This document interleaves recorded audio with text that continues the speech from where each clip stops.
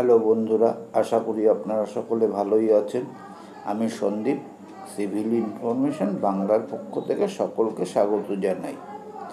বাড়ি তৈরির মূল উপকরণগুলির মধ্যে ইট একটি গুরুত্বপূর্ণ উপকরণ।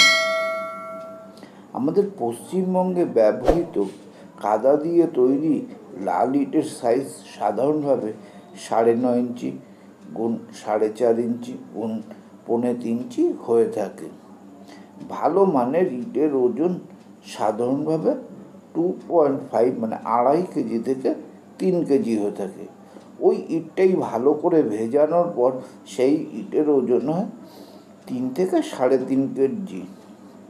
তো ইট কেনার সময় যদি আমরা এই বিষয়গুলি দেখি, তাহলে কি হবে, আমাদের ইটের মানটা যথেষ্ট ভালো পাবো এবং আমাদের যে তৈরি কনস্ট্রাকশনটা সেটা খুব ভালো মানের তৈরি হবে।